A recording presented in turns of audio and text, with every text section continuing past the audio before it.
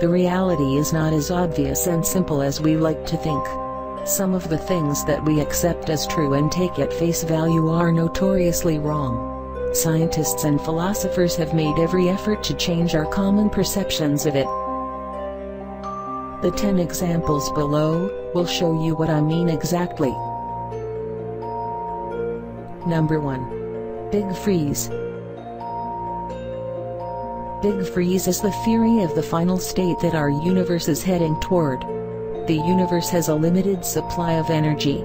According to this theory, when that energy finally runs out, the universe will devolve into a frozen state. The thermal energy produced by the motion of the particles will gradually wear out, which means that eventually, this particle motion will slow down, and presumably, one day, everything will stop. Number 2. Solipsism. Solipsism is a philosophical theory which asserts that nothing exists but the individual's consciousness. At first, it seems silly, but if you think about it, it really is impossible to verify anything but your own consciousness. To check this out, take a moment to recall all the dreams that you have experienced in your life. Is it not possible that everything around you is nothing but an incredibly complicated and realistic dream? The answer is yes and no. People who take LSD, for example, say that they can touch the most convincing hallucinations, but we do not claim that their visions are a reality. Your dreams can simulate sensations as well. After all, what you perceive is just a product of the information processing that takes place in different sections of your brain. As a result, which parts of existence can we not doubt? Probably none. Each of us can only be sure of their own thoughts, but are they real? We may never know.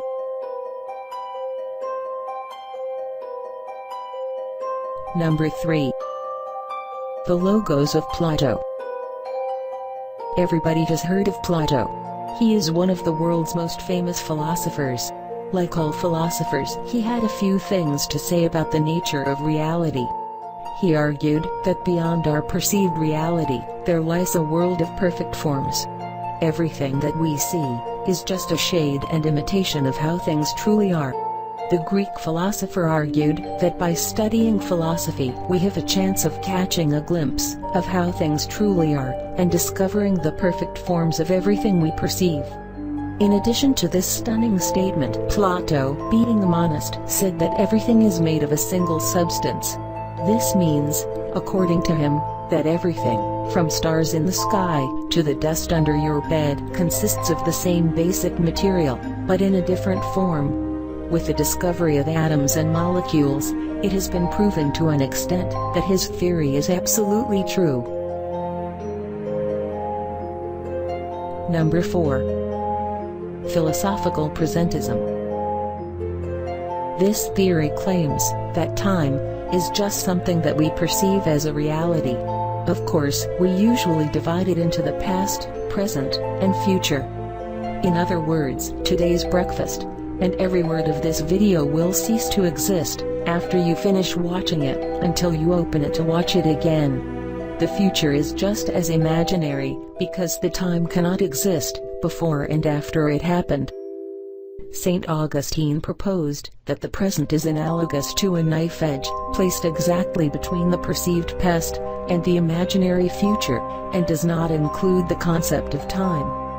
This should be self-evident, because if the present is extended, it must have separate parts, but these must be simultaneous, if they are truly a part of the present. Number 5. Eternalism.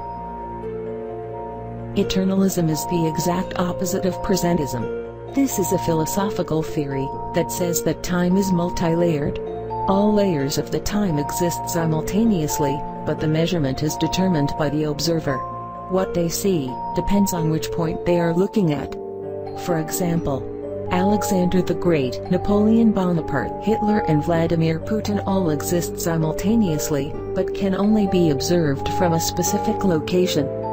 If that theory is true, then the future is already determined, and our decisions and actions are just an illusion, since we are nothing but observers.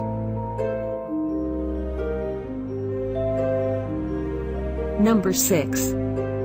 Brain in a jar thought experiment. The brain in a jar thought experiment is a question discussed by thinkers and scientists, who, like most people, believe that one's understanding of reality depends solely on their subjective feelings. So, what is the essence of this thought experiment? Imagine that you are just a brain in a jar that is run by aliens or mad scientists. How would you know? And can you truly deny the possibility that this is your reality? The brain in a jar argument is usually taken to be a modern version of Rene Descartes' argument that centers on the possibility of an evil demon who deceives us systematically. The hypothesis has been the premise behind the movie The Matrix, in which the entire human race has been placed into giant vats and fed a virtual reality at the hands of malignant artificial intelligence. Number 7. The multiverse theory. Everyone has heard of the multiverse, or parallel universes, at least once. As many of us know, parallel worlds, in theory, are worlds very similar to ours, with little, or in some cases, large, changes or differences. The multiverse theory speculates that there could exist an infinite number of these alternate realities all at once. In a parallel reality, you may be living in the opposite corner of the world, or may have already died in a car crash. In another one, you might have never even been born because your parents never met.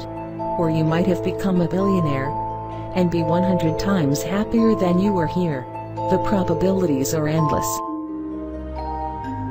An early form of this reasoning is evident in Arthur Schopenhauer's 1844 work, where he argues that our world must be the worst of all possible worlds, because if it were significantly worse, in any respect, it could not continue to exist.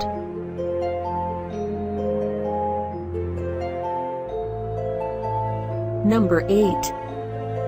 Phenomenalism. Everyone is interested in what happens to things when we aren't looking at them. Scientists have carefully studied this problem, and some of them came to a simple conclusion. They disappear. Well, not quite like this. Phenomenalist philosophers believe that objects only exist as a phenomenon of consciousness. So, your laptop is only here while you are aware of it and believe in its existence, but when you turn away from it, it ceases to exist until you or someone else interacts with it. This is the root of phenomenalism. Number 9. Subjective idealism. Although subjective idealism is a lot like the phenomenalism, it has some fundamental differences. According to George Berkeley, the father of idealism, an object has real being as long as it is perceived by a mind. He believes that there is no material universe. In fact, he has absolutely no idea what could that possibly mean. To theorize about a universe that is composed of insensible matter is not a sensible thing to do. This matters because there is absolutely no positive account for a material universe, only speculation about things that are by fit outside of our minds. Berkeley discovered that some of his peers considered his theory to be stupid. The story goes that one of his opponents kicked a stone with his eyes closed and said that he has disproved his theory. The idea was that if the stone really only existed in his imagination, he could not have kicked it with his eyes closed. The way Berkeley refuted this is hard to understand, especially in these days. He argued that there was an omnipotent and omnipresent God who was able to see everything simultaneously, and that's how the stone was real. Number 10. Fictional realism. When a writer creates a non-existent, fictional object, that creation has a life beyond the immediate page. Readers sympathize with or loathe characters, and long to visit the fantastical places they created in their minds from reading the book. Have you ever wished that you really knew Jon Snow from the Game of Thrones books, or visit the Hogwarts school from Harry Potter? Fictional realists argue that theoretically, all of those places and people do actually exist. The concept of fictional realism is more philosophical in nature than anything else. The idea is to consider what defines fictional versus non-fictional existence. To really consider fictional realism, it's necessary to have a definition of existence to serve as a basis for comparison. There is some argument about whether the term non-existent object is in itself a contradiction, for if it is an object, it exists, does it not?